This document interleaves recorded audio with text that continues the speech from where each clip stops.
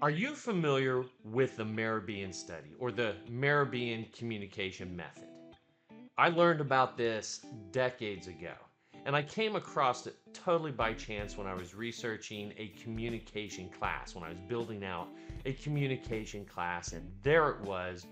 And I started reading this and going, oh my gosh, I got to learn more about this Professor Mehrabian. That's his name, Albert Mehrabian. And this guy was brilliant. And he explained in a very simple, easy to understand process of what's going on in communication. Now, this is going to be my watered down version, but what I'm trying to relay to you is how important this simple study is. It's going to help you become better because we all communicate. We communicate constantly with other people, daily, personally, and on a professional level. Understanding this process is going to help make you better. And that's a win-win for you. It really is. So let's talk about it. I have it up in Google. Of course, you know me. I always go to Google and I put in Mehrabian Communication Model and boom, this is what I got back. The Mehrabian Communication Model, and before I go any farther, just let me say this. I hope I'm pronouncing that right because I've been doing that for 20 years. Mehrabian. If I am, great. If not, somebody please correct me. The Mehrabian Communication Model, also known as the 7-38-55 rule, and those numbers are important, I'll come back to that, suggests that a significant portion of communication, especially when conveying feelings or attitudes, is conveyed through nonverbal cues. Okay? That's important. Those numbers. Let me come down here, and I'm going to give you a graphic right there. There it is. You can see in that lime green section, 55% of your communication process is right at your body language. I have a saying with my kids, and they grew up and now are using that same saying. It's not what you say, it's how you say it. They're telling their kids that. And that means they finally got it, in my mind. Anyway, how does this really, how do I come to understand this? It's very easy. Think about two distinctly different communication methods. One, face-to-face. I am standing right in front of the person I am talking to or communicating with. That person gets the full benefit of what you see on this little graph.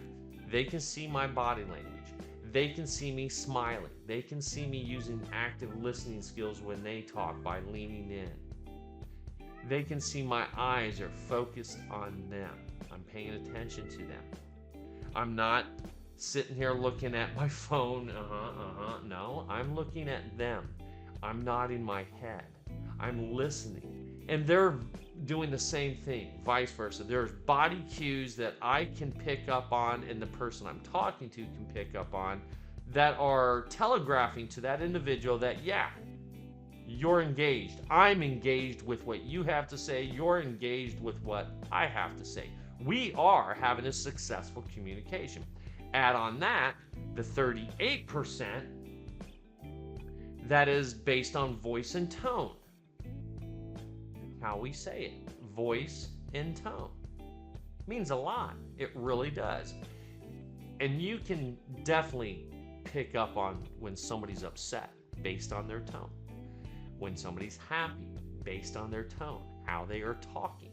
So you have the visual cues, you have the verbal cues, and then you have the actual words that people are saying, 7%. Okay, now that is when you're talking to someone face to face. How does it go when you're talking to someone via email? You don't have body language. You don't have voice and tone. And I know there's some people out there that will argue with me on that. Yeah, you can see tone in an email. No. The other person can perceive tone, but what an email is, I'm sorry, it's just text on a white background, typically white, unless you get the pixie dust out. It's black text or dark blue text on a white background. That's all it is. And then how that information is read by the other person, and there's a whole lot of other variables involved that if you really are interested, you can take my email etiquette class. But you know as well as I do that there is no body language. That's a for certain. No visual cue. There's no tone. There's no volume in that email. Oh, but if they write in all capital letters, no, that doesn't matter. But he's yelling at me. No, it doesn't matter. That's just how the person reading it is perceiving. Bottom line is, this impacts how you communicate daily. Understanding this, read about the Mehrabian study. I highly recommend it.